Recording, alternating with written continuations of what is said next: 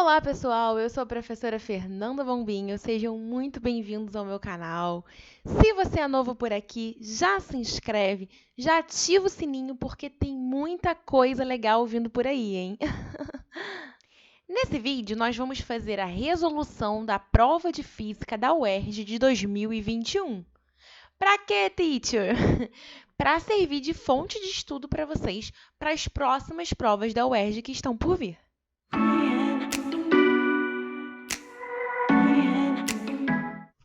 Bom, galera, vamos resolver então a primeira questão de física que caiu na UERJ 2021, que foi a questão 33. Primeiro vamos fazer a leitura da questão, vamos sublinhar os dados, né? Destacá-los, e posterior a gente vai fazer as conclusões da questão, tá? Então vamos lá. Observe a reprodução da tela Cena Rural de Cândido Portinari, na qual um trabalhador faz uso de uma enxada. Considere que um lavrador utiliza uma enxada de massa igual a 1,3 kg. Para realizar determinada tarefa, ele faz um movimento com a enxada que desloca seu centro de massa, C, entre os pontos X e Y sucessivamente, em uma altura média de 0,8 metros. Esse movimento é repetido 50 vezes, de modo que, ao final da tarefa, a força exercida pelo lavrador realiza um trabalho T. Ele chama o trabalho de T, né? Por exemplo, eu gosto de chamar de W, o trabalho. Mas aí cada um chama de uma forma, não importa. O importante é a gente acertar a questão no final. Observe o esquema. Ele dá o desenho da situação descrita no texto. E aí ele fala, considerando a aceleração da gravidade, g igual a 10 metros por segundo ao quadrado, qual o valor de t, que é o trabalho, em joules, o valor mínimo? Bom, galera, destacamos os dados, né? Observando o que a gente tem e o que a gente quer, a gente percebe que a questão é uma questão de trabalho, das leis de conservação da dinâmica, certo? E aí a gente tem que lembrar qual é a fórmula de trabalho. Como é que a gente calcula o trabalho de uma força? Tem que decorar para a prova. Bom, trabalho é igual a força, o valor da força, vezes a distância percorrida, certo? Isso aqui é a nossa formulazinha. Gente, lembrando que a gente tem vários tipos de forças, ou seja, nós vamos ter vários tipos de trabalho. Pode ser o trabalho da força-peso, trabalho da força normal, trabalho da força gravitacional, trabalho da força centrípeta, certo? E aí a gente tem que observar o seguinte: que tipo de força está acontecendo aí? Se ele está dando altura para a gente, o deslocamento de x para y é uma altura, então a gente tem que deduzir que a força é a força-peso. Qual é a fórmula, galera, da força-peso? Força-peso é massa vezes gravidade. Então, o que a gente pode fazer? No lugar da força ali, do trabalho, a gente pode substituir por mg. Então, vai ficar trabalho é igual, no lugar de F, que é a força que está acontecendo na questão, que é a força-peso, a gente vai colocar massa vezes gravidade, vezes essa distância percorrida é a altura. Então, agora, meu povo, é só a gente substituir os valores na fórmula. Lembrando que, sempre, gente, antes de substituir os valores na fórmula, vocês têm que observar as unidades, se elas estão em sintonia, se elas estão ornando.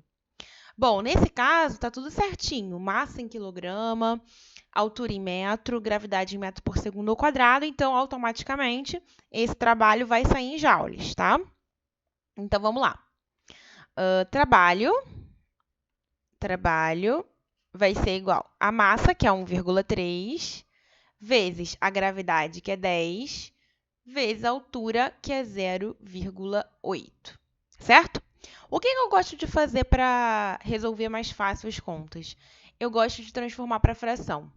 1,3 em fração é 13 sobre 10, vezes o 10, vezes 0,8 em fração é 8 sobre 10, certo? Que aí, ó, eu posso cortar um 10 de cima com 10 de baixo. Então, trabalho igual. No numerador ficou 13 vezes 8, que dá 104. No denominador, sobrou 10 ali, né? Quando a gente divide por 10, a gente anda uma casa com a vírgula para a esquerda. Então, 104 divididos por 10 vai dar 10,4 joules. Mas, teacher, não tem esse resultado. E agora, meu Deus? Gente, lembrando que isso aqui é o trabalho para um movimento. Só que ele faz o movimento 50 vezes. Então, tem que multiplicar isso por 50, galera. Certo? Então, trabalho vai ser 10,4 em fração é 104 sobre 10, vezes esse meu 50, né? Vou cortar esse zero com esse zero, que aí facilita minhas contas. 104 vezes 5 vai ser... Tananã, 4 vezes 5, 20 vão 2. Vai ficar 2, 5 vezes 1, 5. 520 joules. Letra B de bola. Bom, galerinha, agora vamos para a segunda questão de Física da UERJ 2021, que é a questão 34. Primeiro, vamos fazer a leitura da questão para depois tirarmos as conclusões, ok? Uma empresa testou 4 molas para utilização em um sistema de fechamento automático de portas. Para avaliar sua eficiência, elas foram fixadas a uma haste horizontal. E, em suas extremidades livres, foram fixados corpos com diferentes massas. E aí ele dá a figura da situação que está acontecendo. Observe na tabela os valores tanto das constantes elásticas, K, das molas, quanto das massas dos corpos.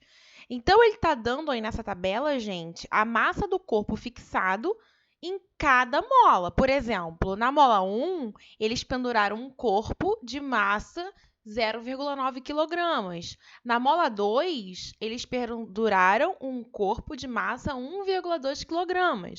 E assim sucessivamente. Além de dar a massa de cada corpo pendurado, eles também estão dando a constante elástica K de cada mola, né? Continuando. Para que o sistema de fechamento funcione com mais eficiência, a mola a ser utilizada deve ser a que apresentou maior deformação no teste, ou seja, quando pendurou o corpo, qual mola teve a maior deformação? Essa mola está identificada pelo seguinte número, ou seja, a gente tem que identificar qual é a mola que teve a maior deformação para a gente encontrar o resultado da questão. Então, vamos pensar aqui o seguinte, gente.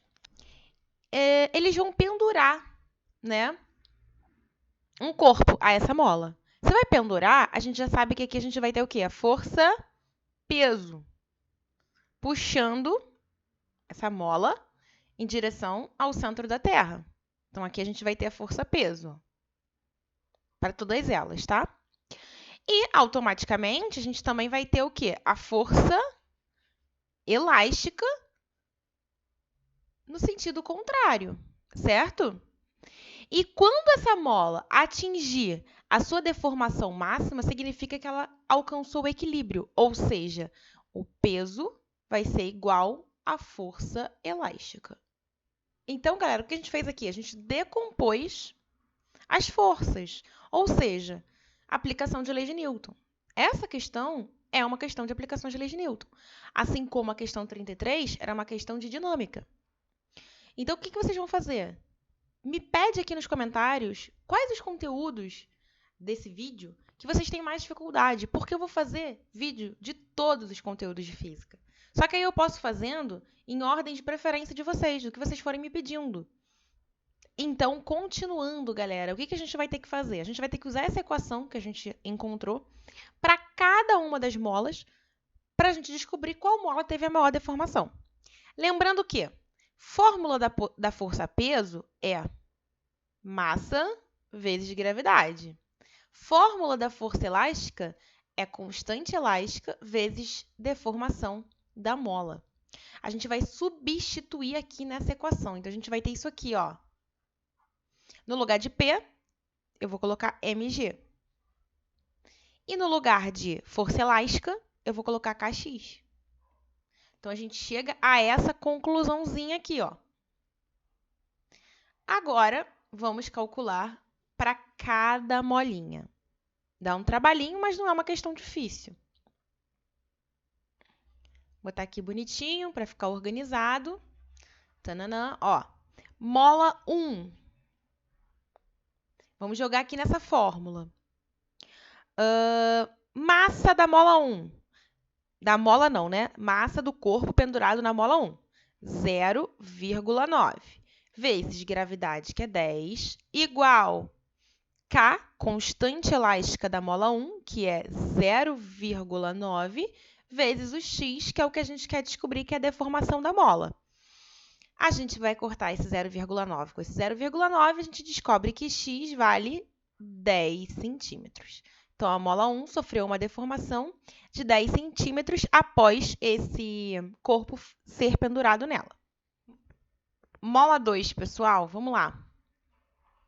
Com a massa pendurada na mola 2, 1,2 vezes a gravidade, que é 10, que vai ser igual a constante elástica da mola 2, que é 0,8, vezes a deformação da mola 2, que é o que a gente quer descobrir. O que eu vou fazer aqui? O que eu falei para vocês. Vou transformar para fração. 1,2 para fração fica 12 sobre 10, vezes 10 igual 0,8 é 8 sobre 10, x, certo? Porque aí eu posso cortar esse 10 de baixo com esse 10 de cima. Aí vai ficar 12 igual a 8x sobre 10. Esse 10 está dividindo, passa para lá multiplicando. Então, vai ficar 12 vezes 10, que é 120, igual a 8x. O 8 está multiplicando, passa dividindo. 120 divididos por 8 vai dar 15 centímetros. Então, a mola 2 sofreu uma deformação de 15 centímetros. Vamos, então, para a mola 3. Rapaziadinha do YouTube. Mola 3. Massa pendurada na mola 3. 1,8 vezes gravidade, que é 10, igual constante elástica da mola 3, 0,6 vezes a deformação da mola 3 que a gente quer encontrar. Transformando para fração, vamos ter 18 sobre 10 vezes 10 igual a 6 décimos vezes x. Que aí a gente corta esse 10 de baixo com esse 10 de cima. Então, a gente vai ter aqui 18 igual a 6x sobre 10. O 10 está dividindo, passa para lá multiplicando. 10 vezes 18, 180, igual a 6x. O 6 está multiplicando, passa dividindo. 180 divididos por 6, 30 centímetros. É a deformação da molinha 3. Por enquanto, ela é a maior. Vamos calcular 4 para a gente tirar nossas conclusões finais. Mola 4, galera. Massa pendurada na mola 4, 1,4 vezes gravidade, que é 10, igual constante elástica da mola 4, 0,7 vezes o x que a gente quer encontrar. Transformando para a fração, 14 sobre 10 vezes 10 igual a 7 sobre 10x. Aí, a gente corta 10 com 10, vai ficar 14 igual a 7x sobre 10. 10 está dividindo, passa para lá multiplicando. 14 vezes 10 vai ser 140 igual a 7x. 7 está multiplicando, passa dividindo. 140 divididos por 7, x vai dar 20 centímetros. Ou seja, já encontramos a nossa resposta. A mola 3, letra C, foi a mola que teve a maior deformação. Partiu próxima questãozinha. Questão 35, ERJ 2021. Questão de gráfico. Vamos ler. Considere um circuito contendo um gerador de resistência interna R constante e não nula. O gráfico que representa a variação da tensão elétrica U em função da corrente I estabelecida nesse circuito é... A gente lê o texto, a gente pensa o seguinte, ele está falando de gerador, então essa questão é de gerador, que é uma parte da matéria de elerodinâmica. Só que se a gente se atentar, a gente vai observar que a gente não vai precisar de grandes conhecimentos de gerador para resolver essa questão. A gente, com a matemática, consegue resolver ela da seguinte forma. A gente vê nas opções que todas as opções são retas. Todas as opções são retas, teacher. Reta, gráfico, me lembra o quê? Função do primeiro grau. O formato da função do primeiro grau é assim, ó, y igual a ax mais b. Lembrando que a gente observou que é uma função do primeiro grau porque todas as opções são retas, ok? Beleza. E aí, a gente tem que lembrar o seguinte, da equação geral dos geradores, que é U igual a φ menos R vezes I. O que significa isso? DDP, diferencial de potencial elétrico, que é o U, vai ser igual a φ, força eletromotriz, menos R, resistência interna do gerador, vezes I, que é a corrente elétrica. Então, a gente observa que o formato é muito parecidinho, né? Só está na ordem diferente, mas é a mesma coisa. Lembrando que a φ e a resistência interna, elas são constantes.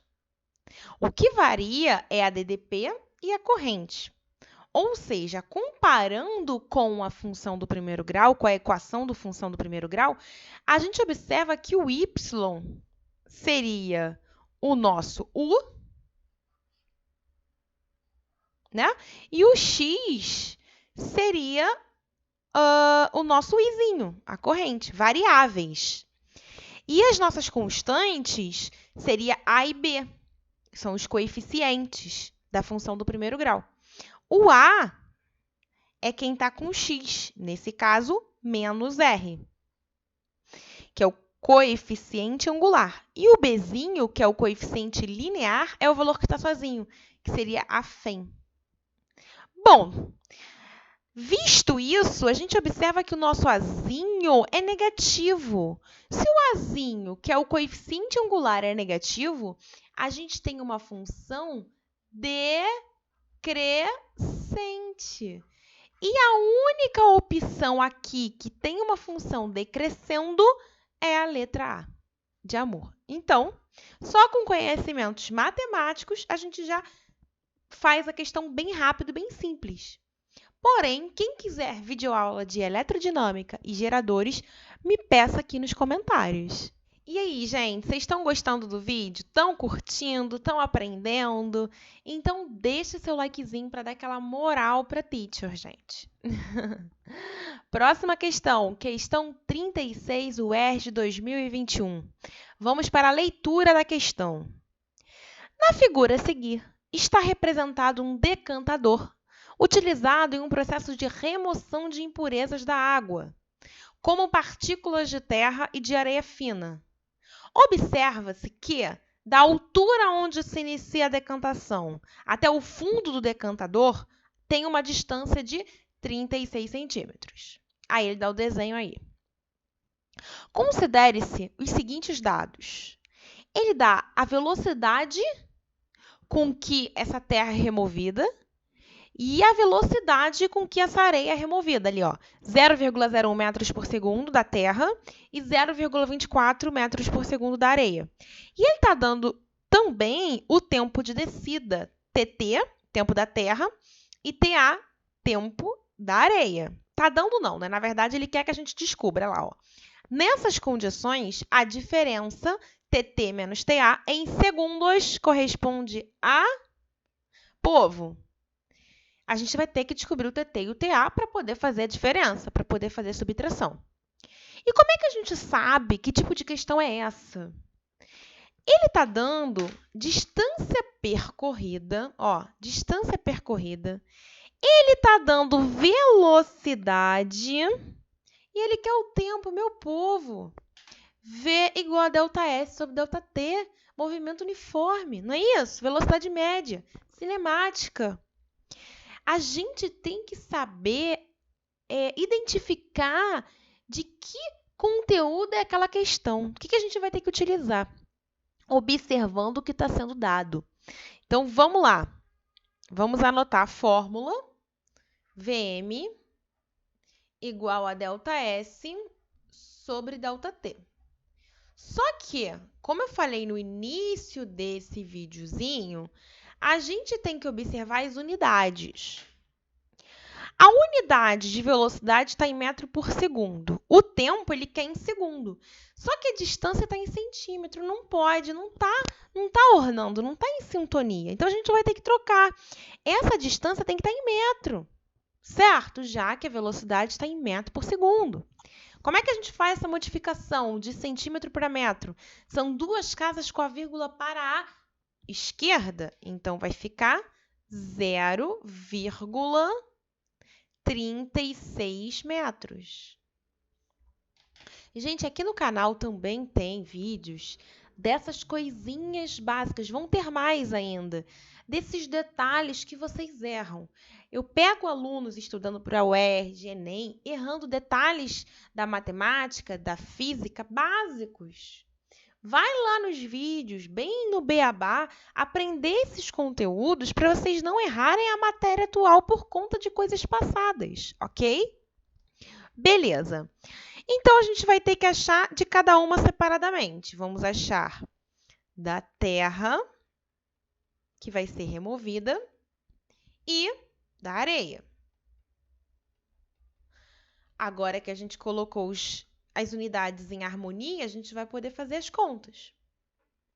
Bom, a velocidade da Terra é 0,01, igual o ΔS, que é a distância percorrida, que é 0,36, sobre o ΔT, que é o tempo, que é o TT, que a gente quer descobrir. O TT está dividindo, passa para lá multiplicando. Então, a gente vai ter 0,01 TT igual a 0,36. Eu gosto de transformar isso para fração, já falei isso para vocês, né? 0,01 em fração vai ficar 1 sobre 100. TT. Igual 0,36 em fração vai ficar 36 sobre 100. Então, automaticamente, olha que delícia, a gente corta esse 100 com esse 100. E aí a gente descobre o TT. 1 vezes TT é TT. Então, o tempo de descida da Terra é de 36 segundos, beleza? Vamos fazer a mesma coisa para a areia. A velocidade da areia é 0,24. E a distância percorrida é a mesma, 0,36. E o ΔT é o TA, que é o tempo da areia, de descida da areia. O TA está dividindo, passa para lá, multiplicando, vai ficar 0,24 TA igual a 0,36. A gente vai transformar os números decimais em frações, vai ficar 24 sobre 100 TA e 36 sobre 100 desse lado, que aí a gente consegue cortar o 100 com 100. Então, TA vai ser 36 divididos por 24. A gente pode simplificar para facilitar as contas, gente. 36 e 24, ambos são divisíveis por 4. Então, se a gente simplificar por 4 em cima e embaixo, vai dar 9 sextos, porque 36 divididos por 4, 9. 24 divididos por 4, 6. Aí, 9 divididos por 6 vai dar 1, sobra 3, bota 0, vírgula, né? Vai dar 1,5 segundos. é o tempo de descida até o fundo do decantador da areia. E agora é só a gente finalizar a questão. Ele quer a diferença de TT para TA. TT é 36, menos TA é 1,5. 36 menos 1,5 vai dar 34,5. Letra D de dado. Questão 37, UERJ 2021, meu povo. Questãozinha teórica. Vamos ler. Em uma experiência de calorimetria, os corpos A, B e C, que possuem massas, temperaturas e energias térmicas distintas, são colocados em um recipiente isolante térmico e de paredes rígidas, suspensos por fios ideais, conforme a ilustração abaixo. Então, vamos observar o seguinte. O que é um recipiente isolante térmico? Ou seja, os corpos dentro de um recipiente desse tipo não realiza trocas de calor com o meio externo, ok? Continuando. Em seguida, através da válvula V, ali do desenho, retira-se grande parte do ar do interior do recipiente. A partir desse instante, predomina um processo de transferência de calor entre os corpos, o que altera os valores de determinada grandeza física. O referido processo de transferência de calor e a grandeza física em questão citadas, ele citou ali, respectivamente. Então, ele quer que a gente determine qual processo de transmissão de calor está acontecendo. Nós temos 3 processos de transmissão de calor: condução, convecção e radiação. E ele quer saber qual grandeza física vai se alterar, se é a massa ou a temperatura, de acordo com as opções que ele está dando, tá? Gente, se a gente está falando de transmissão de calor, o conteúdo aí é dentro de calorimetria. Então, a gente já identifica que tipo de questão que a gente está realizando, tá? Bom, nas opções, a gente tem irradiação e convecção. E aí, de cara, eu já quero que vocês eliminem a letra B e a letra D. Mas por quê? Porque convecção não é. O que ele fala no texto? Ele fala assim, retira-se grande parte do ar do interior do recipiente. O que isso significa? Praticamente ficamos sem ar ali dentro do recipiente, ou seja, praticamente temos um vácuo ali dentro. E no processo de transmissão de calor, de convecção, a gente precisa de um meio, seja um meio líquido, seja um meio gasoso. Se tem vácuo, não tem meio. Então, não pode ser convecção. Só pode ser irradiação, porque irradiação é um tipo de transferência de calor onde não precisa de um meio para acontecer. Ela se propaga, a irradiação, o calor se propaga por ondas eletromagnéticas, ok? Então, aí a gente já mata, já tira, já elimina a letra B e a letra D. Agora, qual é a grandeza que vai se alterar? Massa ou temperatura? Gente, trocas de calor, energia em trânsito, né? Calor é energia em trânsito. Quando eu recebo calor, o que altera em mim? A minha temperatura. Se eu recebo calor, a minha temperatura aumenta. Se eu perco calor, a minha temperatura diminui. Então, obviamente, o que vai alterar vai ser a temperatura nas trocas de calor. Letra C de coração. Simples, simples, fácil, fácil. Questão 38, UERJ 2021. Vamos ler. Um elétron E de massa m e carga Q executa um movimento circular uniforme. A questão está se tratando, então, de um MCU. Devido à ação de um campo magnético constante de intensidade B igual a 3 vezes 10 a menos 5 Tesla. Campo magnético, então, também está se tratando de eletromagnetismo. Temos um mix aí de 2 conteúdos. Observe no esquema a orientação do campo e o sentido do deslocamento do elétron. Então, ele faz um desenho representativo aí, né, do campo magnético, do elétron, da direção e do sentido da velocidade desse elétron, etc. Admita que a razão Q por M igual a 1,6 vezes 10 a 11 coulombs por quilograma. Nessas condições, a velocidade angular em radianos por segundo desenvolvida por esse elétron é... Então, ele quer o ômega. Vamos raciocinar, galera. A gente tem aqui, dado na questão, o campo magnético e o Q por M. E ele quer o ômega, que é a velocidade angular.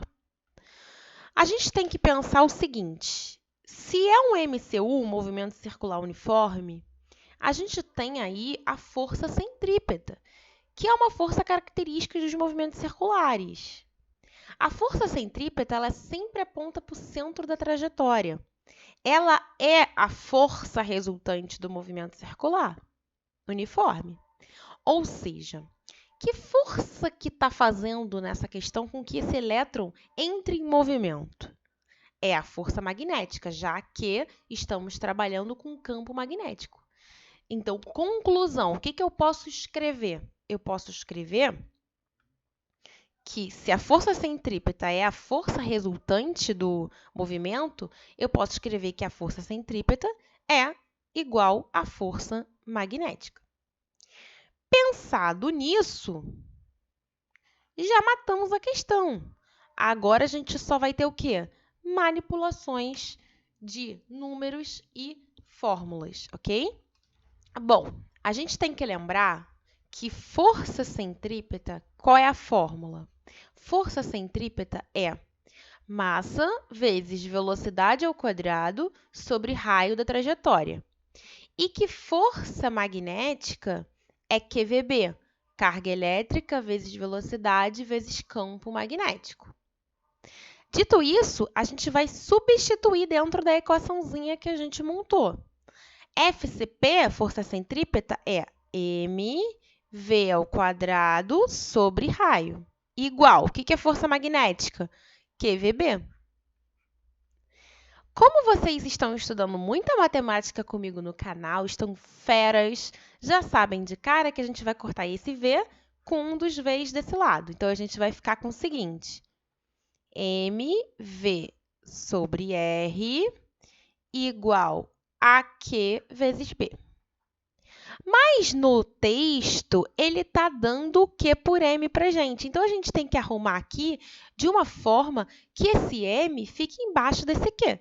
Se ele está multiplicando V, ele vai passar para lá dividindo. Então, vamos organizar aqui para ficar tudo bonitinho, organizadinho, bonitinho, fofinho. Ó, vai ficar V sobre R igual a QB sobre M. Achamos aqui, ó, o Q sobre M, que é uma das informações que ele está dando na questão para a gente. Só que ele não quer velocidade linear. V é a velocidade linear. Ele quer velocidade angular. E a gente tem que lembrar o seguinte, que V é igual a ômega R. Ou seja, a velocidade angular multiplicada pelo raio. Então, aqui no lugar do V, eu vou colocar ômega R. Então, eu vou ficar com o seguinte, ômega R sobre R é igual a Q sobre M vezes B. E aí, eu vou cortar aqui, ó, o R com R. Ou seja, nossa, que seta gigante. Ômega, que é a velocidade angular, vai ser Q sobre M, que a gente já tem, que é 1,6 vezes 10 elevado a 11, vezes B, que é o campo magnético, que vale aqui, ó, tá aqui no texto, 3 vezes 10 elevado a menos 5. Resolvendo, 1,6 vezes 3 dá 4,8 vezes 10 elevado a 11 vezes 10 elevado a menos 5 vai dar 10 a sexta. Isso aqui é o quê? Propriedade de potência, multiplicação de potências de mesma base. Repete a base, soma os expoentes. Já tem vídeo aqui no canal falando sobre isso. Corre lá para assistir depois que terminar esse videozinho. Radianos por segundo. Letra A de amor. E vamos para a nossa última questãozinha de física que caiu na UERJ de 2021. Questão 39. Vamos para a leitura.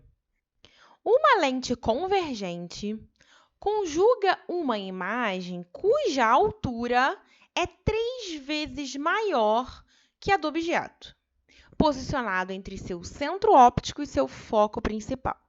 Esse objeto se encontra a 12 centímetros de distância do centro óptico da lente. A distância focal da lente em centímetros corresponde a... Bom, fazendo a leitura, a gente observa claramente que a questão é de lentes esféricas, porque ele cita aqui logo no início que é uma lente convergente. O que é uma lente convergente? É uma lente que converge, que concentra todos os raios de luz no mesmo ponto focal, ok? E a lente convergente, ela tem a característica do foco dela ser positivo. Então, pode ser qualquer uma das opções, dado que todas as opções são positivas. Então, vamos anotar as informações que o texto está dando para a gente. Vamos supor que a altura do objeto seja x. Então, a altura da imagem vai ser 3x. Por quê, povo? Porque ele está falando no texto que a altura da imagem é 3 vezes maior que a altura do objeto, ok? E ele fala no texto que o objeto se encontra a 12 centímetros de distância do centro óptico da lente, que é a distância do objeto até a lente, que é P, 12 centímetros. Lembrando que P é a distância do objeto à lente e o P' é a distância da imagem à lente, tá bom? A gente não tem o P' porque ele não dá. A gente tem duas fórmulas para lentes esféricas, né? Aquela assim, ó, I sobre O, que é igual a menos P' sobre P. E temos aquela outra, 1 sobre F igual a 1 sobre P mais 1 sobre P', certo? Já falei para vocês o que significa todas essas incógnitas. I, a altura da imagem, a altura do objeto, P', a distância da imagem à lente, P, distância do objeto à lente, e F, distância focal, que é o que a gente quer. Só que para a gente achar a distância focal, a gente tem que ter o quê? O P', que é a distância da imagem à lente. Então, primeiro, nós vamos utilizar essa fórmula aqui para encontrar o P'. Posterior a isso, nós vamos calcular e encontrar a distância focal. Então, vamos lá, ó. I sobre O. Vou botar aqui nesse cantinho aqui, ó. I é 3x sobre O, que é x. Vai ser igual a menos P', que eu quero encontrar, sobre P, que é 12. Então, aqui, ó, eu vou cortar o x com x. O 12 está dividindo, vai passar para lá multiplicando, vai ficar 3 vezes 12, que dá 36. Então, a gente vai ter que o nosso P' vale menos 36 centímetros por causa desse menos aqui, tá? Encontrado o P', agora sim eu posso encontrar a minha distância focal utilizando essa formulazinha aqui de lentes esféricas, ok? Então, vai ficar 1 sobre F. Calma aí, que eu não gosto de coisa desorganizada. 1 sobre F igual a 1 sobre P, que é 12. Aqui vira menos, né? É mais, mas esse como P' é negativo, 1 sobre 36. Aí, aqui a gente tem uma subtração de frações. A gente vai tirar o MMC de 12 e 36, que vai dar 36. Então, aqui tem que ficar 3, aqui tem que ficar 1. Multiplicando pelo numerador, vai ficar 1 sobre F igual 3 menos 1, que é 3 vezes 1, 3, menos 1 vezes 1, 1, sobre o MMC, que é 36. Então, isso aqui, gente, vai ficar 1 sobre F igual a 2 sobre 36. 3 menos 1, 2. Uma igualdade de frações, a gente multiplica cruzado. 2 vezes F, 2F. igual 1 vezes 36, 36. O 2 está multiplicando, passa dividindo, vai ficar 36 sobre 2, que dá 18 centímetros, letra C de coração. Então é isso, pessoal. Espero que vocês tenham gostado bastante desse vídeo, aprendido muito. Já lembrou daquele seu amigo que vai fazer o ERG também, que você também quer que ele seja aprovado? Já envia o vídeo para ele. Vamos compartilhar conhecimento, tá bem? Um beijo e até o próximo vídeo.